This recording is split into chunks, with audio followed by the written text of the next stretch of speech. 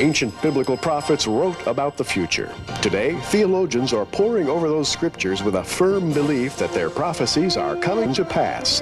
Journey now into the world of eschatology on Prophecy in the News with author and lecturer J.r.Church.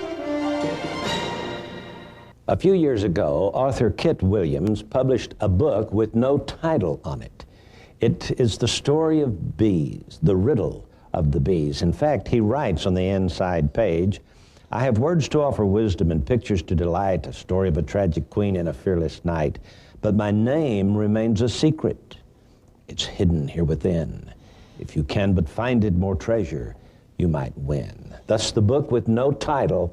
It is the historical, ever-present riddle of the bees. Gary Stimmer is here to discuss with me a rather esoteric subject. And, J.R., it's a rather esoteric riddle. Kit Williams actually was the rage of the British Isles, because if you could solve the riddle of that book, you could find a treasure worth a lot of money. That's not exactly the point, however. The book is the point, because the characters of this book are an old man, a young man, a woman, and a child, and a lion. Let me just show you this picture. Here we have the woman, which, by the way, there's, I guess nothing in this book tells us who the woman is. That's right. She's the queen and the fearless knight. I would have to say this was Diana, and this was Apollo, or no, would this be Zeus? Well, Apollo, probably. Apollo, okay. But here is the child Messiah. Right. And he's got the attire of a joker. This is old Father Time here, the old world order, the new world order, and out of his mouth comes these bees. Well, this takes us back to the riddle of Samson. We're going to talk about that on today's program. Gary? Yeah. Tell us what happened in the days of Samson and how this story has such a historical significance. Well, the story of the riddle, Kit Williams' riddle, is centered about the lion and the bees. Now, if you're sitting there and you've enjoyed reading the Bible, and maybe you've even read the story of Samson, you remember that he was a specially gifted child, born to Israelites down in the territory next to Ashkelon, or next to the land of the Philistines. Samson was of the tribe of Dan. He grew up to be a young man dedicated to the Lord, a Nazirite. That means he was to eat no pleasant thing. He was never to touch a dead body. He was to keep himself pure, and he was to be a savior to his people. This was the time of Judges. Judges 14, he asked his parents one day, he says, "You know, I've seen a beautiful Philistine girl, and I would like for you to introduce me to her family, and I'd like to get to know her and to marry her." Well, this is strictly an act of rebellion on the part of this Nazirite youth. But nevertheless, he went down to visit the girl, and on his way, J.R., he killed a lion with his bare hands. Sometime later, he was traveling the same route, and he saw the carcass of the dead lion, and it was filled with bees. They had built a nest there, or a hive, and they had filled the carcass with honey. Samson went over to the carcass, he touched it, he opened it, he partook of the honey, he took some of it home to his parents, and in so doing, he violated his Nazirite vows. He went back to his parents, persisted in marrying the Philistine girl. And J.R., this is where the story gets interesting, because in the process of getting to know the Philistine girl's family, he poses a riddle to the family during the wedding feast. And this is in Judges 14:14. "And he said unto them, Out of the eater came forth meat, and out of the strong came forth sweetness. And they," that is the Philistines, "could not in 3 days expound the riddle." He posed the riddle of the bees, bringing us right up to the present moment.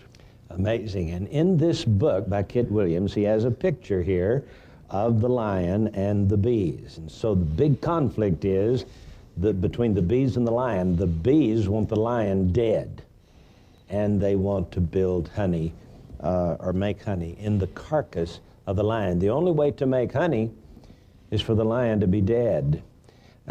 This has tremendous historical implications because it has been the desire of Lucifer down through the centuries to kill the Jews. The Jews have been the brunt of every major problem and war.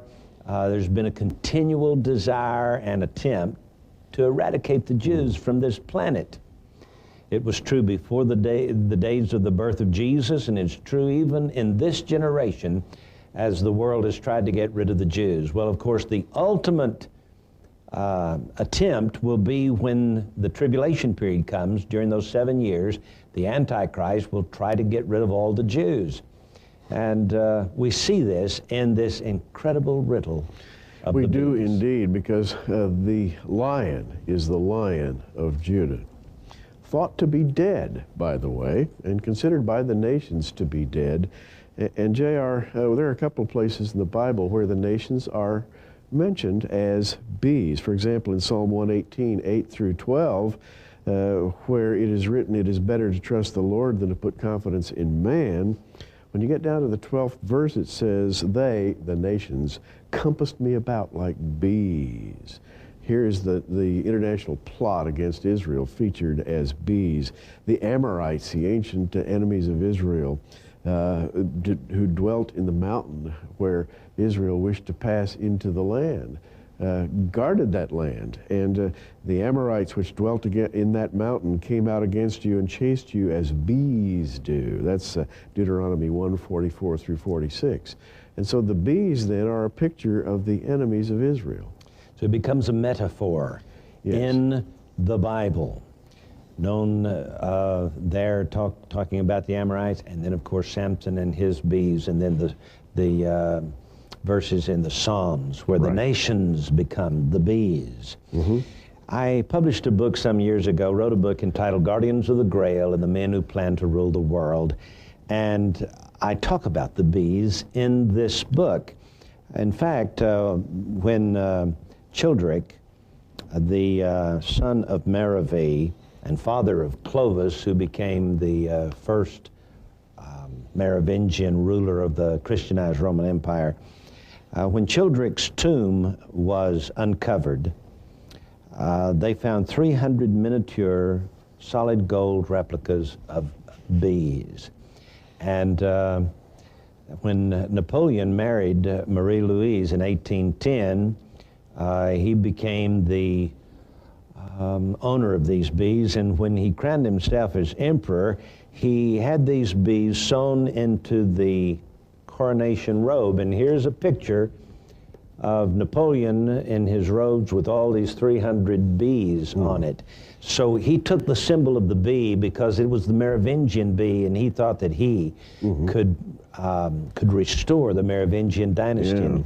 Which, of course, out of which our concept here is that the Antichrist could be connected to the bees. Now, we need to back up for just a moment and say that Diana, the ancient mother goddess, thought to be the self-fertile goddess of the world, that is, as a virgin, she brings forth life, and of course, she is nothing more or less than a manifestation of Semiramis, who later becomes known in Revelation as the harlot riding the beast. But J.R., in the time of Jesus and the apostles, we have her clearly viewed in the New Testament as Diana of the Ephesians. When Paul went up into Asia Minor, into Ephesus, he got in trouble with those who cast silver statues of Diana of the Ephesians. And Diana was represented in Ephesus by a little coin that was minted. On one side was a palm tree and a stag. On the face of it was the bee, the honey bee, representative of Diana. These little statues that we see in Acts 19 being cast by the silver workers in Ephesus actually had little bees cast right into the statue. And so the honey bee is a part of the picture of the harlot, Mystery Babylon the Great. Isn't that amazing? Manly P. Hall, some years ago, published a book called The Secret Teachings of All Ages. And on a certain page in this book, there is a picture of Diana And she's got these little bees engraved on her. It looks like 3 bees down 3 sides. I get to be 9 bees. It looks like that, That yes. takes us back to a Greek legend of the Muses, doesn't it? The 9 muses, which would be honeybees. The muses were thought to be little goddesses who would come in and control the mind. If, say, you were trying to compose a poem or work out a little math problem and you would request help from the divine, the little muses would come into your mind and help you think. Well, the muses were the honeybees. In his book, The Two Babylons, Alexander Hislop has a picture here of the lion with a bee in his mouth from, believe it or not, ancient Babylon. And so when we come back, we'll be talking about ancient Babylon and the connection with Mystery Babylon.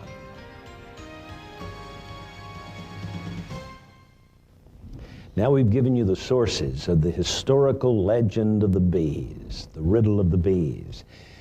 On this segment of the program, we're going to try to interpret it for you. Gary, the bees are the Merovingians, or the Danites, or the offspring of Samson. It all goes back to Samson, doesn't it? It does indeed. It's Samson, the time of the judges, but it even goes back to ancient Babylon, because to make this picture complete, we have to reference a work by Alexander Hislop called The Two Babylons, and he links the ancient Babylonian symbolism to modern events, or for him modern, 19th and early 20th century. And he talks about the lion and the bee. In ancient Babylon, there was a lion called Mesites, or the mediator, who was pictured with a bee in his mouth. Now, J.R., an interesting fact about the ancient Chaldean language of the Babylonians is that the same word has 2 meanings. The word is dabar, and it means word, and it means bee. So that word dabar, which is the honeybee in the mouth of the lion, means word, and it means bee. So the bee is the word is the bee, and in mystical symbolism you combine that and you come out with the lion with the word in his mouth, the mystical word. And J.R., it's a picture of the false Christ. Now, you got to understand that the Antichrist wants to be the Messiah. Well, Jesus is the Word, the Debar. John, in chapter 1 of his Gospel, says that Jesus is the Logos, the Word, the Debar of the Hebrew language. And the Antichrist wants to usurp that authority. He wants to be the Word. And so we see the two symbols of the lion and the bee and the conflict. And the problem is the lion has to be dead for the bee to make honey in the carcass of the lion. The lion, of course, representing the Messiah. When Jesus is introduced in Revelation chapter 4, the search is made of heaven and earth and under the earth, trying to find someone who is worthy to open the scroll that's in the hand of God, the judge who sits upon the throne.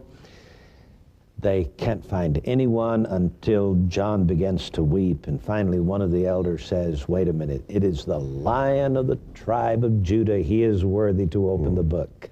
When he turned to see the lion, he saw a lamb as it had been slain. So these are symbolisms of the dead lion. Now, J.R., there's a conflict in this world today. Over here you have the nations, here you have Israel, over here you have the false lion, over here you have the true lion of the tribe of Judah. And J.R., when Paul went to Ephesus and found himself in direct conflict with the worshipers of Diana, by the way, her temple was one of the 7 wonders of the ancient world, and it wasn't but a few years until that temple was destroyed and John became the elder of the church of Ephesus. Just a few years later, Diana worship had all but disappeared in the wake of the new Christianity, but there was a secret order that went into Europe and preserved Diana worship under cover. This is the Merovingian line that J.R. wrote about in Guardians of the Grail. Napoleon knew all about it. He sewed those bees on his robe. And J.R., there is an order of people in the world today who have the keys to this ancient mystical riddle, and they were depicted by that event in the life of Samson. The dead lion the bees in its carcass, the honey representing esoteric, occult wisdom, the hive representing a socialist empire. You know, a hive has a queen, it has drones, it has workers, and it represents a kind of a socialistic system that is building inside of the lion, which is a symbol of its attempt to usurp the power that's designated for Israel in the kingdom. And J.R., we're coming now to the heart of the story. Yes, let's get down to the real crux of the story. It may be called socialism today, but its true identity is communism. Communism is the social order of the hive. That's right. So we've got a problem today going on in the Middle East between the Palestinians and the Israelis. And Gary, to me, this is the bees are looking for a Samson, a world ruler, yes, which the Bible calls the Antichrist, looking for a Samson to kill the lion, or the Jews, and the Philistines. Remember, when Samson died, he killed himself and he killed the Philistines. Well, this is what the bees of, shall we say, the United Nations world order really want. The world rulers want the Jews and the Palestinians to kill off each other so they can make honey, or world government, in the carcass. In the carcass of the lion. Now here's the irony. The irony, if you go back to the riddle of Samson, was that the Philistines were unable to answer his riddle. They had to cheat in order to find the answer to the riddle. And J.R., that's the bottom line today. The group of men who are attempting, and we could call them what, Oslo, the peace process, Madrid, the United Nations authorities, people who are trying to build in the carcass of the lion, which they see as dead, really have not answered the riddle. And they can't answer the riddle because they believe that the lion is dead, and we know him to be alive, and he's waiting in the wings to come back. And this is the bottom line in the riddle, namely, that they don't have the answer. So the riddle of Samson is still going on to this very day. And to me, Gary, the history of the Philistines really comes back to put this all together, because they were known as the Sea People. Yes. And Samson knew them. Samson talked to them. He was scheduled to marry one of their girls. Yes. A Philistine girl. He knew the background of these people, and in my opinion, they were Greeks. Well, you know, history seems to agree that the Sea Peoples, that is the Philistines of the Old Testament, actually came from the Greek Isles and attempted to wipe out the Israelites. Well, it's kind of fascinating that the history of Dan, that is the tribe out of which Samson came, was that they ventured north and eventually were said to have migrated westward over into the land of the Greeks, or shall we say Europe. Now, we're not teaching an Anglo-Israelism here, no, but we are saying that the Danites were a rebellious tribe, just like Samson. J.R., I wanted to mention just one quick thing, and that is that today Israel is said to have the Samson complex. With all their nuclear weapons and so forth, they have more or less stated, if we go, we're going to take the world down with us, just like Samson took the temple down. Take their enemies anyway, which are the Arabs and the Palestinians. Right. And so I can imagine that the United Nations, they know that the Arab world is militant, and there's no way to make peace with them. They want everyone in the world to be Islamic. And so these European fellows that want to rule the world and set up a United Nations type government to control the planet have to get rid of the Jews and the Arabs. It's Lucifer pitting two people against each other, divide and conquer, and when there's nothing left but ashes, they'll come in and make honey in the carcass. Exactly right. Now, again, the symbolism